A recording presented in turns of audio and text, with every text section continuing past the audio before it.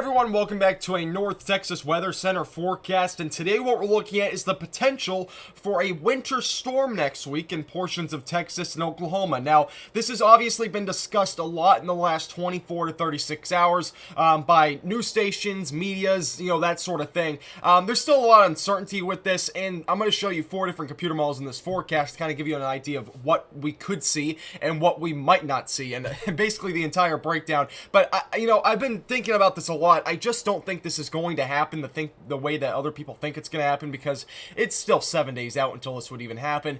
This is like next Wednesday/Thursday. It's been already on 7-day forecast and local news, so I said, why not? I'll put it on my forecast, but it's still very early. Lots of things can change. I'll show you everything that you need to know, though, in this forecast and kind of give you an idea of what to expect. But I'm going to show you 4 different computer models. I'll show you the one that's showing the most snow and ice potential, while I'll show you the ones that have the least as well. So I'm going to start with the Canadian model and kind of give you an idea of what to expect. Now, this will be the general picture of what we're going to see next week regardless, in terms of precipitation, at least for Monday and Tuesday. So we'll start to see some showers and some thunderstorms. Looks like afternoon hours on Monday, severe weather will be possible. At this time, it's a little bit early to tell what it will be, but I think damaging winds will probably be the primary threat, with maybe a low tornado threat, but that would be about it. That should primarily stay south of I-20. However, we could see some storms in DFW. I can't rule that out at all.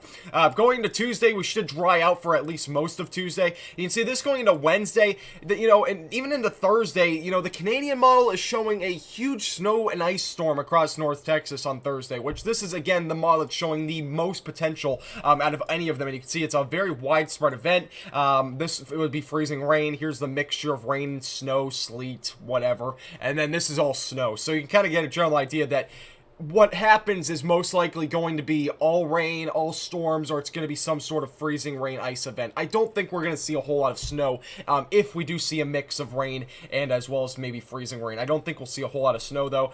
In Friday into Saturday, again, it dries out then. That's what the Canadian model is showing, and this is in terms of snowfall totals. Again, not a whole lot for DFW. Northwestern sections of North Texas, not really even seeing much at all either, at least in comparison to what they just saw yesterday. I think Wichita Falls had about a half an inch. Areas back off close to Oklahoma would have a better shot of any snow potential, but the ice potential is a different story when it comes to the Canadian model. It shows, ice upwards of, a quarter of an inch, half of an inch, that sort of thing. Again, this is the model that's showing the absolute worst case scenario, so just kind of give you a general idea there. Alright, let's jump into the European model. Now, this one is recently updated. This is the most updated version of this model, just like the last one. But this one has the most updated model. I'll show you the one that was shown yesterday. So this going into Sunday into Monday. Again, showers, storms will be possible Monday. Severe weather, again, a possibility, primarily south of DFW. I think we'll have the best shot of that. Tuesday will be fairly dry. Can't rule out a passing shower. Wednesday, again, looking like some sort of big ice storm, but this time the low pressure system is further back off to the west, and it's also further up to the north, and that's why most of this wintry precipitation stays well off to the northwest. But it looks like we have a much better shot at seeing some severe thunderstorms out of this. That's what the difference is here. You can see it's a pretty large difference. The low pressure system is hundreds of miles in a different direction, leading to more of just some thunderstorms with maybe some isolated wintry precipitation behind it. This moves all off to the northeast, and we dry out for the weekend as planned again. This is what the European model shows in terms of ice. Ice again would be off to the north, so big difference there. And then obviously the snow would obviously be off to the north as well, so you can see areas in Oklahoma. Kansas would have the best shot of some snowfall. All right, last model is the GFS model, the American model. This one's been all over the place recently. Let me see if I can get a future radar on this one. There we go. Here's the future radar. So again, going through the weekend, showers and storms possible Monday. That's been basically a given at this point for almost a week now. But then going to Tuesday into Wednesday, isolated showers again. But Wednesday, you can see how far this low pressure system is up now. So the GFS had it about right here. I'm going to kind of mark it in black for you. So here's where the GFS showed it, right around Wednesday morning. Now this is where the GFS shows it, and you can clearly see it's all the precipitation's much further north. And then the GFS model, I cannot remember specifically, but I believe it was a bit further south. So you can see, yeah, it's way down here. So let me go back to the GFS model real quick, and you can kind of get a general idea. 1 second. There we go. Nope, wrong one. Sorry, I cannot find it. There we go. All right.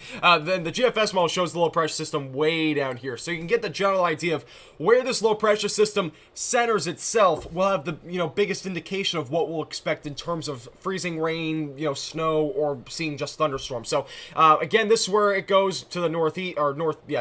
That's where the GFS or the Canadian model brings it. The European model brings it the same direction, and the GFS also brings it the same direction, but the GFS is slightly further to the north, leading to all that winter precipitation being well off to the north. Then eventually, the GFS does still show maybe some freezing precipitation behind it, but you can kind of see in comparison to what we saw yesterday, it's a completely different story. This is one of the model runs from yesterday. This was much further back to the west, and you know, it's still about 6 to 7 days out. So again, lots of things are going to change. But this is just going to give you a general picture of what to expect next week. So this is what the GFS shows in terms of ice. Mostly all back off to the east. So you can see that again. That would be where the ice would be located if any does accumulate. But and then here's the snow. So no, that's not the snow. Here's the snow. So you can kind of get the general idea that the snow would again be well back off to our north, and we wouldn't see any snow. Now the GFS does this a lot. It's been doing it for the last few months, where it shows a big snowstorm like after hour 200.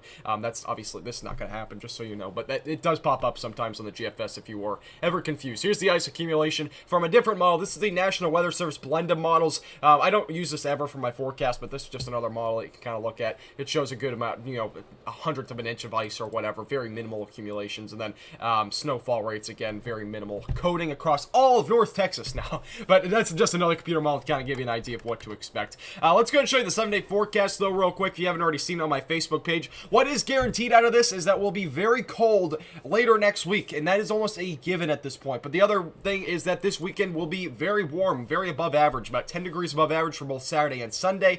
Monday will cool off because of the storm chances, more cloud cover is expected. Tuesday will warm back up closer to 70 most likely by Tuesday afternoon. Tuesday overnight into Wednesday morning will be low 50s. The cold front will come through sometime during Wednesday, probably around just before noon, so that's why the high will be about 54. Temperatures drop into the 30s during the afternoon, so it's going to be much colder then. Lows are expected to be in the 20s, maybe even lower than that. Thursday will be definitely the coldest day, it looks like, of the week. Highs only in the mid to upper 30s. Can't rule out some snow potential or wintry mix potential sometime Thursday or Friday. That's why the 15% chances are existent there. As of right now, that obviously subject to change. Friday morning, you'll be waking up to temperatures in the teens and maybe even single digits. More on that later. Still kind of early. And then again, going to Friday, temperatures in the mid-30s again, and lows into the 20s and teens. This forecast is brought to you by All Events Repair, Platinum Contracting, and THD Vehicle Doorstep. Buy one in the description below.